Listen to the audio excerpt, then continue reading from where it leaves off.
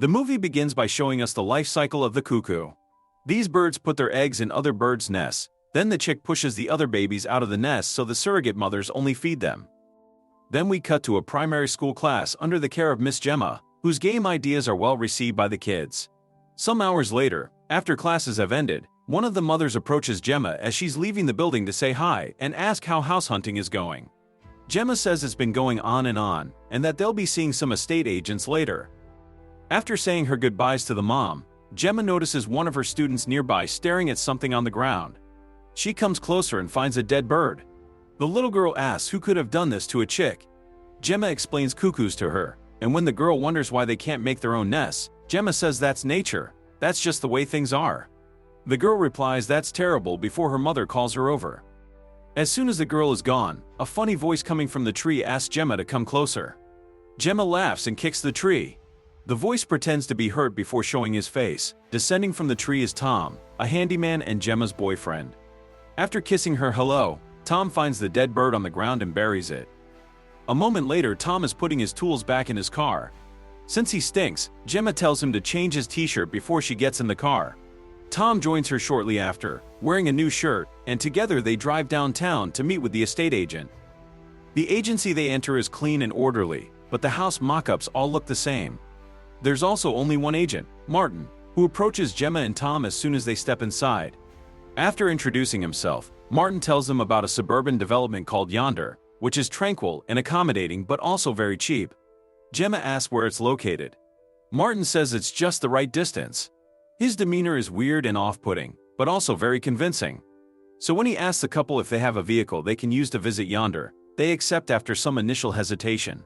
Martin gets in his car, and Gemma and Tom follow him in their own vehicle. Soon enough they make it to Yonder, where they notice the houses match the mock-ups from the agency. They all look exactly the same. No other people or cars are seen around. They park in front of House 9, where Martin is already waiting. He quickly takes them inside and shows them around the fully furnished house, even taking out a gift of champagne and strawberries from the fridge. When they make it to the kitchen, Tom and Gemma turn down the gift under the excuse they're driving, which disappoints Martin. He takes them upstairs next, where he shows them a nursery already painted in blue and mentions this isn't a starter home, it's a forever house. When he asks if they have children, Gemma says not yet, and Martin mimics her voice and gestures perfectly as he repeats her answer. Next they go to the master room, where there are two outfits folded by the bed, but as soon as they enter, Martin is taking them out again to move to the back garden.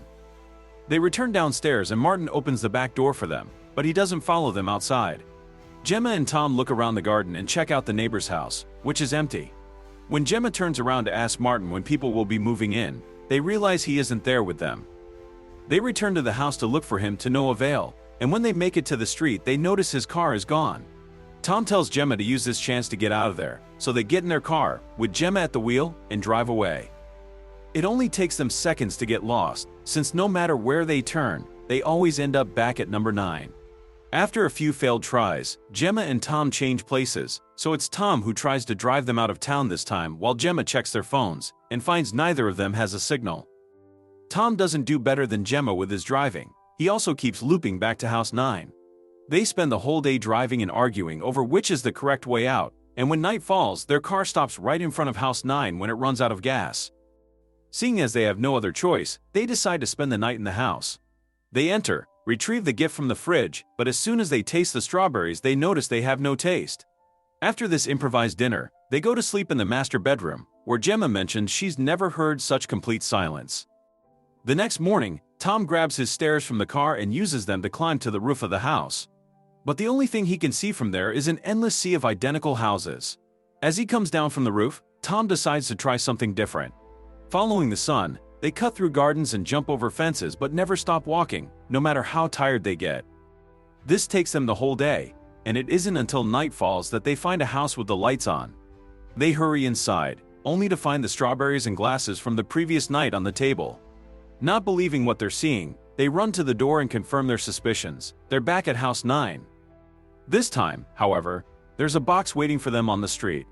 Gemma opens it and finds lots of tasteless vacuum-packed food plus some personal hygiene products. Getting angry, she walks to the middle of the street, yelling at their mysterious provider to come back. Meanwhile, Tom takes the box inside the house and tears off a flap, which he proceeds to set on fire with his lighter. Then he uses it to set alight the curtains, starting a whole house fire before getting out. When he meets Gemma outside, he tells her he's sending a smoke signal. The next morning, they wake up covered in ash to the sound of a baby cooing. There's another box in the middle of the street, and when Gemma opens it, there's a baby inside and a message on the flap: "Raise the child and be released." Gemma picks the baby up and points out it's a boy. As the ash and smoke clear out, when the couple turns around, they discover the house is intact. 98 days pass. The word help has been painted on the roof of House 9. Tom and Gemma have been living there and raising the child, who's grown into a 10-year-old. This morning, the boy is standing in front of their bed waiting for them to wake up. When they do, he first imitates their gestures, then he starts mimicking their arguments with their exact voices, just like Martin. Tom calls him a creepy little mutant, but the boy doesn't care. He just asks to be measured. They go downstairs and Gemma marks the boy's height on the wall, where we can see tons of similar marks. The boy says he's growing like a dog and asks Gemma what a dog is. She responds they've already explained that. After running around the living room woofing, the boy stops in front of them and asks his mother if she's overwhelmed again. Gemma tells him she's not his mother, and when he asks who his mother is, she replies only God knows. The boy goes back to running and woofing, then only to stop again a moment later to start screaming. Gemma and Tom know what this means, so they rush to prepare breakfast for him. The boy stops screaming only when his cereal is ready. The three of them eat together, and it's time to clean up. Tom throws all leftovers and empty packages in the box, which he takes out and leaves on the street afterward. While the boy stares at the box, Tom and Gemma sit in the garden with a pickaxe in hand, although Gemma thinks it's useless because whoever brings their food never shows up when they can see them. After getting unnerved by the boy staring, Gemma goes back into the house to make some coffee. Meanwhile, Tom lights up a cigarette, which, after smoking it all, he throws at the boy. The cigarette butt bounces on the boy's chest and falls on the ground, instantly burning away a full circle of grass. Tom immediately notices, so he grabs the pickaxe and sticks it on the uncovered ground, finding some different materials in it. This gives him an idea. He goes to his car and retrieves his tools to start digging a hole. At first, Gemma helps him, but soon she decides it's pointless. When she looks up, she realizes the box is gone. She turns to the boy and asks him if he moved it, but he shakes his head to say no. Then she asks Tom, but he only cares about digging, because it's something he can actually do, so she leaves him to it. Later that night, Gemma is in bed waiting for Tom to get in as well. She asks him why he spent the whole day digging. He replies there's got to be a bottom that leads somewhere. After Tom takes a shower, they make love without noticing the boy spying on them. The next morning, they start going through the usual routine, but this time Tom leaves them after breakfast to keep digging. Gemma offers to help, but Tom wants to do it alone, so she works on washing the clothes instead.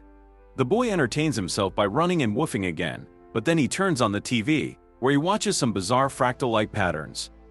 Night falls, and while digging, Tom notices that Gemma has gotten in their car, so he decides to join her. They like it there because, unlike the house, the car has an actual smell.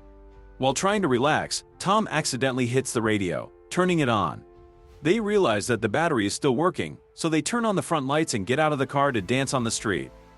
Hearing the loud music, the boy leaves the house and watches them for a moment before joining them in their dancing. He accidentally pushes Tom to the floor, and Tom retaliates by hitting the boy. Tom rushes back into the house while a worried Gemma checks on the boy, who stands up without trouble and continues to dance without music. Moments later, we see Gemma putting the boy to bed and asking him to give her and Tom some privacy sometimes, but the boy doesn't understand. He calls her mother again when he wishes her good night. Gemma reminds him she isn't his mother before closing the door. The boy immediately starts screaming, and Gemma rushes back in to grab him by the shoulders and ask him what he wants. After repeatedly being told to shut up, the boy stops screaming and starts mimicking Tom. Gemma gets angry, and after calling him disgusting, she leaves the room. She joins Tom in their bed, cuddling him and kissing him with the intention of intimacy, but Tom apologizes because he's too tired for it. Days continue to pass with the three of them going through the same routine over and over. Tom's hole is getting bigger. One morning, he can hear a noise coming from under the soil, which encourages him to keep digging. He discovers later one night that the same noise is coming from the weird TV show the boy watches. They try to turn the TV off, but the boy takes the remote control back and turns it on again. Not knowing what else to do, they decide to leave him to it and go back to bed. After more days of excruciating routine pass, one morning Tom finally snaps. He grabs the boy's cereal bowl and throws it against the wall before grabbing the screaming child and taking him to the car, where he locks him up with the intention of starving him to death. Gemma takes pity on the boy and asks Tom for the key, but Tom pushes her back into the house and to the floor, where he reminds her they're not the kid's parents and they shouldn't take care of him anymore. Gemma pushes Tom off her, and after thinking about it, she asks him what happens if nobody comes for him. Tom corrects her and says it's it, not him, and if it dies, maybe they'll be freed. Gemma can't stand the idea of waiting for the boy to die, so she quickly snatches the car keys from Tom's hand and runs to the street to free the boy from the car. He accepts to go with her after she promises she won't allow Tom to hurt him again. More days pass. One evening, while Tom continues to dig, Gemma puts the boy to bed and explains to him what dreams are, since he's never had one. After he lays down, she decides to stay there and sleep next to him. The boy takes the chance to cuddle her, while Tom starts sleeping inside the hole. Since the car incident, Gemma and the boy ignore Tom, and now he must have his meals alone. Gemma and the boy spend time together playing and having picnics, but at night, Gemma cries alone in her bed. One particular morning, after washing and changing, Gemma goes to awaken the boy, but she doesn't find him in his bed. After searching the whole house, she goes out and asks Tom, but he hasn't seen him either and doesn't care he's gone missing. He only wants to dig. Gemma decides to walk around the town in search of him, and after a couple of hours, when the loop inevitably takes her back to House 9, she finds that the boy has returned and is standing by the hole with a book in his hands, which Gemma takes and tries to read later at night. The book is filled with symbols she doesn't recognize and various weird drawings that include the fractals from the TV, a human family, and images of humanoids with throat sacs. While Tom stays in the hole again, Gemma approaches the boy, who is watching TV, and asks him where he had gone earlier. He replies he's been solving a mystery, and when Gemma asks what he's discovered, he only says lots and lots. She also asks if he's met anyone new, to which he replies yes, but isn't allowed to say whom. Gemma comes up with a plan then. She turns off the TV and tells the boy they're going to play pretend. She asks him to mimic her, Tom, and a dog. The boy does them all perfectly. Then she tells him to mimic the person he met today, and the boy freaks her out when he suddenly starts making the noises from the TV as he inflates his throat sacs. Scared and crying, Gemma backs away, and the boy checks on her by calling her mother. Gemma reminds him yet again that she isn't his mother, she only wants to go home. But the boy calls her silly, because she's already home. Even more days pass. The message on the roof has changed from help to the F word, and while the routine has stayed the same, the boy has grown into a young adult that looks very similar to Martin. Gemma prepares him dinner and leaves him eating alone at the table. She takes her and Tom's dishes to their barricaded bedroom, where they eat in private. When Tom asks her what's in her mind, she says she should have let him kill the boy when he was still young. Tom tells her she didn't because she's a good person. While he takes a shower, we're shown all the bruises he has from digging. He's become sick, so Gemma has to help him wash. The next morning, the boy is leaving the house with his book, as he's been doing every day lately.